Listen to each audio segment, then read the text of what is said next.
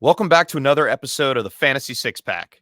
I'm James Kriess. You can find me at FF_Chef. And join with me, as always, is Corey Spala and Juan Pena.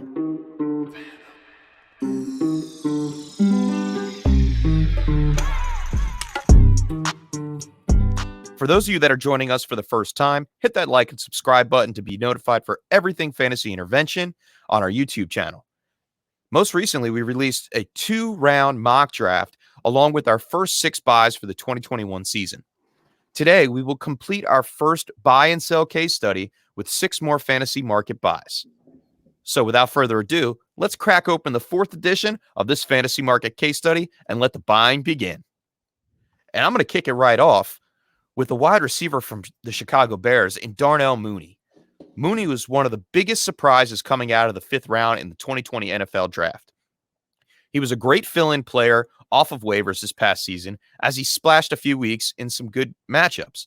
Most notably, week 7, where he went for 5 for 69 and a touchdown for 17.9 fantasy points, and week 17, not a fantasy relevant week, but he finished with 11 receptions for 93 yards on 13 targets for 20.3 fantasy points. This was with Allen Robinson a little chipped up, although he was in the game versus Green Bay in week 17. With a blazing 4.38 speed and a true catch rate of 83.6%, Mooney could take over the wide receiver 1 position in 2021. But don't hear what I'm not saying about Mooney. He's not an elite talent wide receiver. He finished the year at wide receiver 50. He's not a flashy name like Godwin or Jefferson. However, he does have the massive potential to be the main wide receiver next year. And he could be a very relevant complementary piece to your already stacked Dynasty rosters. With Mitch Trubisky being an unrestricted free agent in 2021, the Bears could be looking to get involved in the quarterback carousel and throw their hat in the ring for one of the many quarterbacks on the market this season. Now, Mooney had to deal with the quarterback flip-flop last year between Trubisky and Foles, not leaving much time to build chemistry. So if they do get a new quarterback, they'll have to hit the reset button, but we'll have a full preseason to take care of it. So right now, I think Mooney is in the prime position to take over the wide receiver 1 spot if Robinson leaves, and I'm looking to buy him. Right now, Mooney can be had for a washed-up Sony Michel and a late 2nd round 2021 pick. And as there is value in this year's upcoming NFL draft in the 2nd round, like we pointed out last week with Corey's buy, I'd rather have the surefire fill-in that has already made a name for himself in the league in Darnell Mooney. Chef, that was a great buy. I was actually thinking about picking Mooney and was sad to see that you picked him for this episode. So I'm going to shift over to another wide receiver, a little more under the radar, and this is a Cleveland Brown receiver in Donovan Peoples-Jones. So in the 2020 draft, Peoples-Jones fell to the 6th round to the Cleveland Browns, and he was entering this season really low with the expectations because he was obviously going to be behind Odell Beckham, Jarvis Landry, Austin Hooper, David Njoku, and Kareem Hunt in the passing game. So taking it back there to college, Peoples-Jones, he was a 5-star recruit out of high school, committed to play ball at Michigan. And can anybody let me know who the quarterbacks were? Yeah, Shea Patterson was. He had 56 completion percentage in 2019. So why is Peoples-Jones an intriguing buy, you ask? Well, one, he's super cheap. There's rumors of OBJ going to get cut or traded, which will mean that Peoples-Jones will have an immediate leap on the depth chart. So let's look at the PFF passing grades for Baker Mayfield, and we're going to split these up into groups of 3. So weeks 1 to 6, that's a 57.3 grade. Weeks 7 to 12, 85.3. And weeks 13 on, 90.9. When did OBJ tear his ACL? Early in week 7. He had 4% snaps. So weeks 1 to 6 with OBJ, 57.3. The remaining weeks, Baker was 85 and above. Correlation does not equal causation, and likely Baker was just getting adjusted to the offense, and he might have had similar progression. All right, I got to pause this. Kitty, we got to go. Week 7. Correlation does not equal causation, and likely Baker was just getting adjusted to the offseason, especially with the pandemic. And, he might have saw similar progression with OBJ still in the lineup as the year went off. So it's just a little interesting to think about. But Mayfield and OBJ have the worst completion success rate of any duo in the NFL since 2019 at 55.6%. Peoples-Jones is a raw prospect. He runs a 4.46 at 6'2" tall. He also has the 99th percentile burst score and 86th percentile speed score. Donovan Peoples-Jones, great buy because there is little risk involved. Target him as a throw into a trade or just send a late round rookie pick, third, fourth round in the future. And if you are able to acquire Peoples-Jones before OBJ gets traded or cut, then you just found gold. I have no idea if OBJ will get traded or cut. These are just rumors and speculation as it goes. It's the offseason. We've got to have some stories. But if he does, Peoples-Jones will be a hot commodity on the Dynasty market, and you will be happy that you traded for him before that happens. All right, boys. So for my first buy, I'm buying running back Austin Ekeler. Ekeler is currently valued at 19, according to Dynasty Trade Calculator. That feels awfully low for a guy who was the RB4 in 2019 and is still only 25 years old. In 2019, Ekeler benefited from scoring 10 touchdowns and playing in all 16 games. Now, while a regression was almost inevitable, 3 total touchdowns in 9 games that he played during an injury-plagued 2020 was a really disappointing total. But despite only playing in 9 games, he still averaged 16.5 points, which was the 9th best rate in the league. He finished in the top 5, and get this, target share, yards per route, catch rate, yards, receptions. He's signed through 2023, and he's tied to one of the most exciting young quarterbacks in Justin Herbert, who just threw for 4,329 yards and 31 touchdowns. Now, the Chargers were 5th in the league in pass attempts and 9th in rushing attempts, which speaks to a high volume.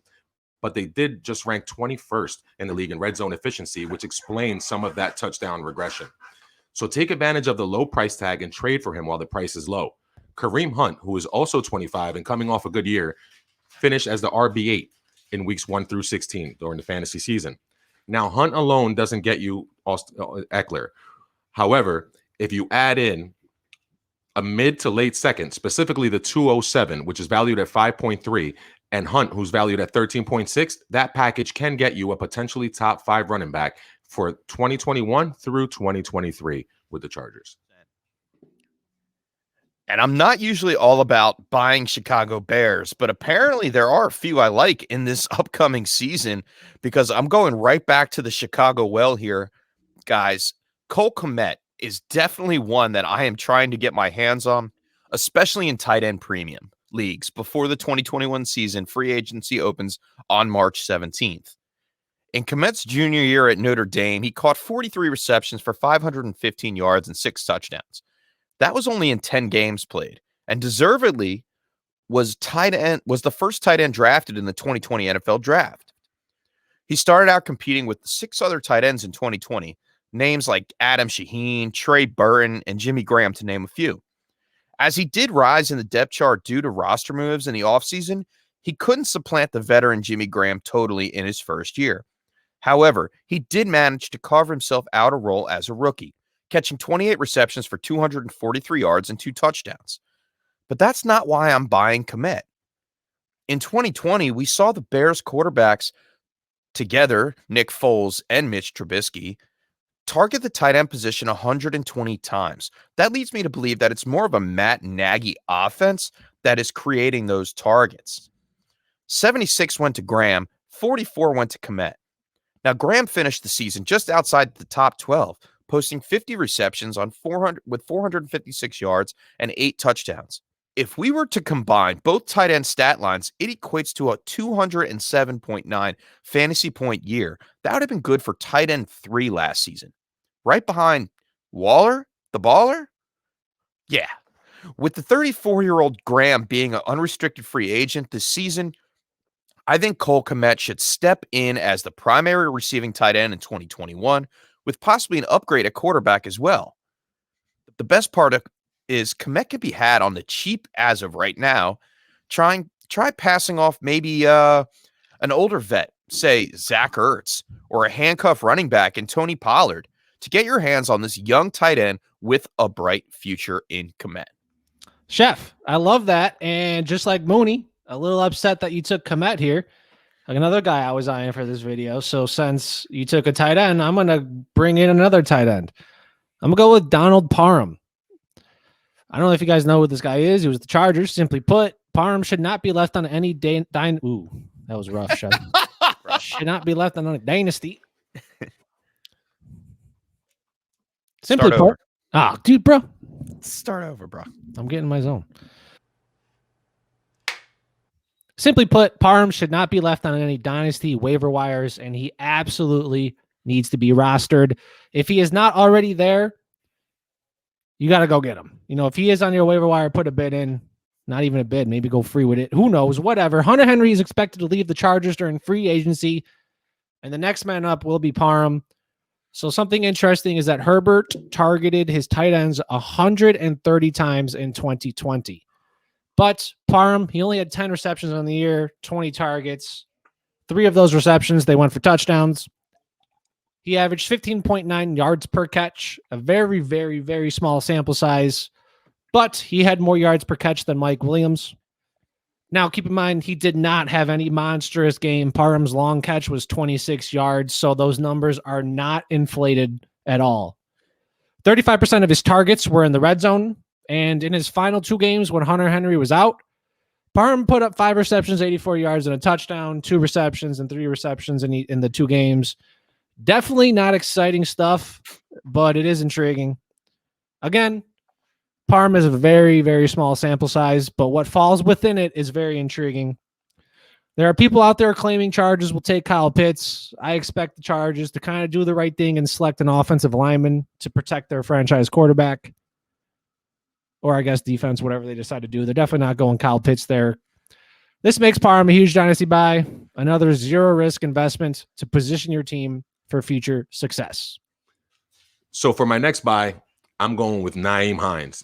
Now, this running back should be a candidate for one of my doppelganger articles on Fantasy Intervention at @JoinOurCircle_, because his doppelganger was my first buy, Austin Eckler. Hines is listed at 5'8", 198 pounds, while Eckler's 5'9", 199. Negligible difference.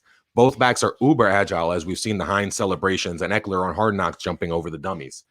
Now, in 2018, Eckler had 39 receptions. The next year, he had 92 and finished as the RB4. So in 2020, Hines caught 64 of his 77 targets, and in doing so, he was 3rd in receptions and 3rd in yards. He was 4th in yards per route and number 5 in catch rate. Does that sound familiar? He was 8th in yards per touch and had 8 games inside the top 24. He's entering a contract year, and he's going to be highly utilized again by the Colts, and he should see a breakout similar to Eckler in 2019. So what's the price? Just 2.2, according to that Dynasty trade calculator. Now, that's worth the 303 in April's draft. So unless you're like my man C-Dot, who wants to keep all of his picks, then you can trade that pick, or you can trade Lev Bell, Todd Gurley, Tony Pollard, or Gus Edwards straight up for Hines as far as value goes. And I'm going to buy potential every time. Gentlemen. And that sums up our first 2021 case study from the Fantasy Six Pack. Hit that like and subscribe button for more intuitive trade talks with us, Corey, Juan, and James, and dive into everything Fantasy Intervention at fantasyintervention.com for the latest fantasy football videos and articles. And don't forget to follow us on Twitter at @JoinOurCircle_. Until next time, cheers.